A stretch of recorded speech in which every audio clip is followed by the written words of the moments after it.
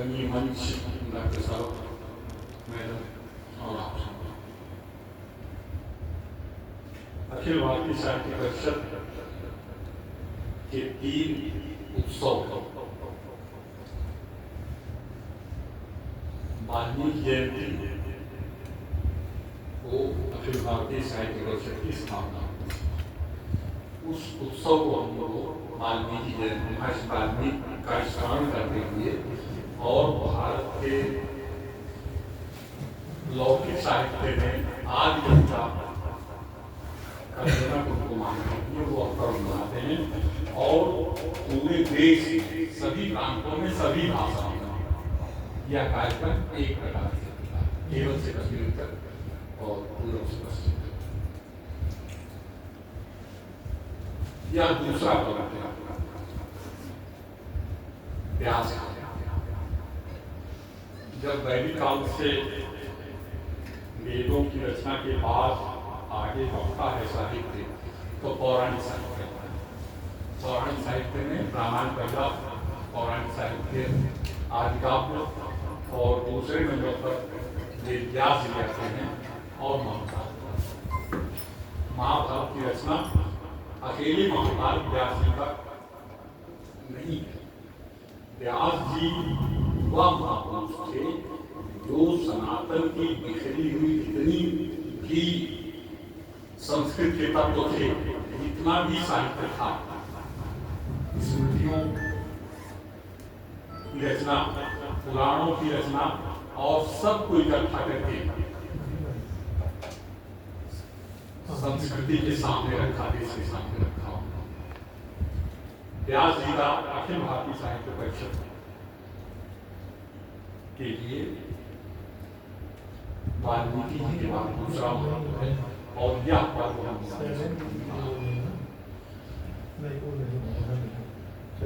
तीसरा और वर्ष के शुरू से देखा जाए तो पहला चैत्र वर्ष बड़ा का पर्व है जो हम मनाते हैं, वहां से शुरू करते हैं व्यास जयंती। इसके बाद हमारी स्थापना दिवस का पालन, तो आज हम व्यास जयंती पूरे देश में मनाते हैं। संघ के जितने भी आंदोलिक संगठन हैं, सबका उद्देश्य संघ की उस प्रार्थना में है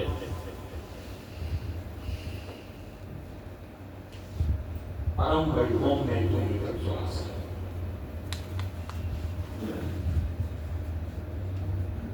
साहित्य में संस्कार भारतीय कला के क्षेत्र में काम करती है, तो भारतीय कला की परंपरा को पुनर्स्थापित करके उसको पूरे गौरव तक ले जाने का उद्देश्य है। उसी तरह से साहित्य के क्षेत्र में अखिल भारतीय साहित्य परिषद कार्य करती है, तो बिल्कुल सत्यम शिवम सुंदरम पर आधारित जो भारतीय साहित्य है,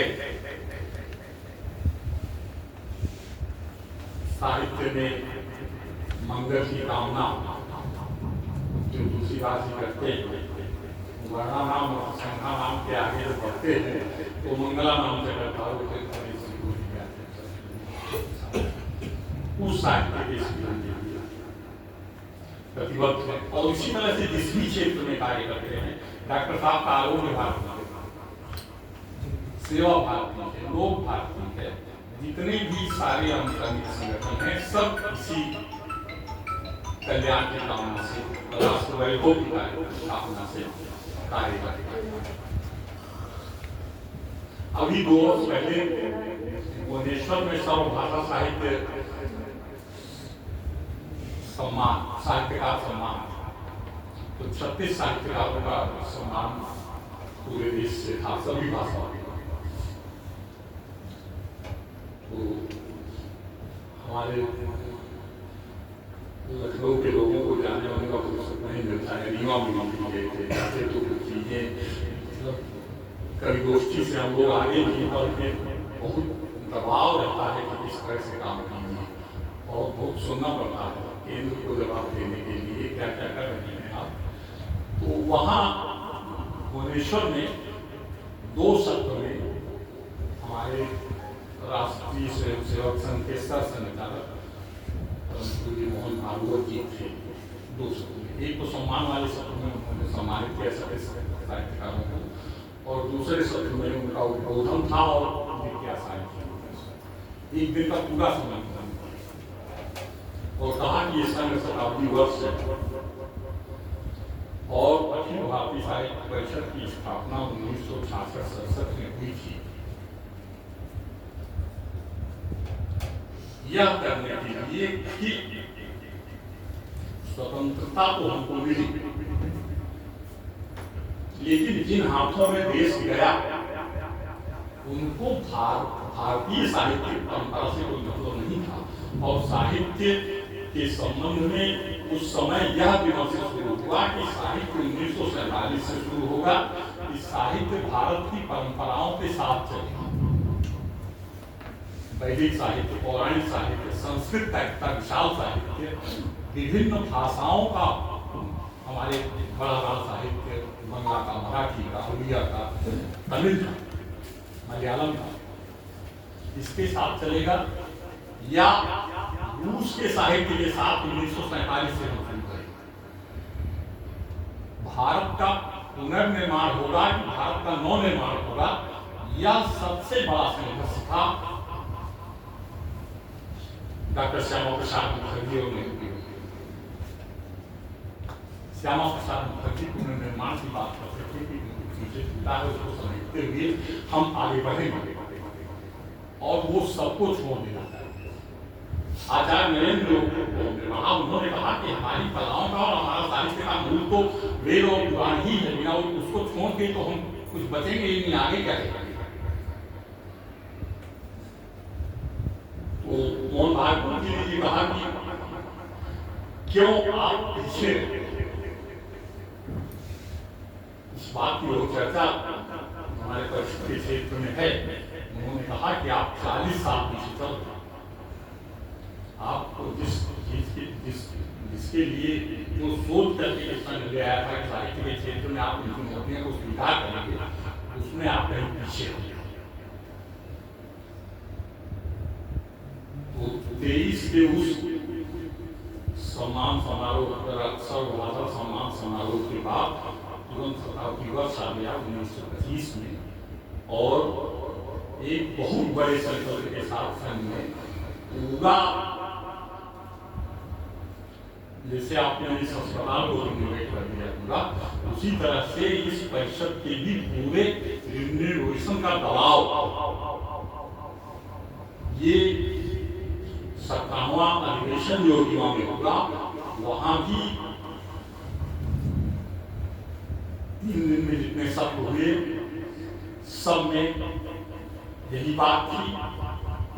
2 बार हमारे राष्ट्रीय महामंत्री आदरणीय मनोज जी 3 बार हो चुका उनका यहाँ आना, और हम लोग बैठेंगे तो उससे बातें होंगी,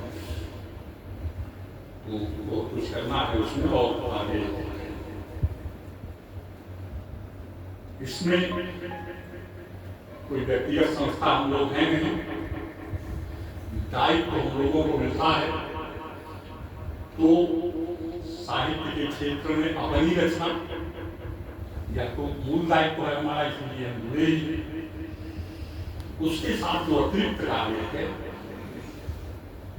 कि जो रचा जा रहा है उस पर भी हम दृष्टि रखें, और जिस तरह से हमारी योजना है उससे लोगों को मोटिवेट भी करें, प्रभावित भी करें, जितना कर सकते हैं उतना अपने विचार से लोगों को प्रभावित करें।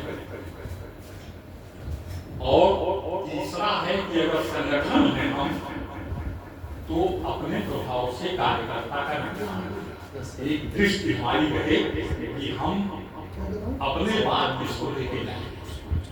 हमारा उत्तराधिकारी, हम जिस पद पर हैं, जिस परिवेश में हैं, वहाँ कौन हमारा उत्तराधिकारी होगा, बिल्कुल उपयुक्त काम करेगा हमारी। तो ये तो संगठन की चर्चा रही।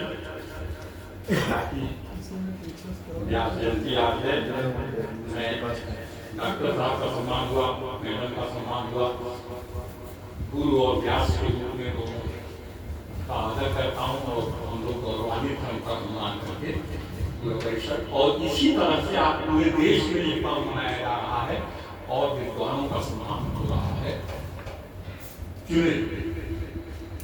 और इसी दृष्टि से चयन होता है, जैसे हमारी महान निवेदिका किया है कि जो सर्वोत्तम व्यक्ति को आचार्य और विद्वान के रूप में व्यास ऐसे लोगों का सम्मान किया जाए।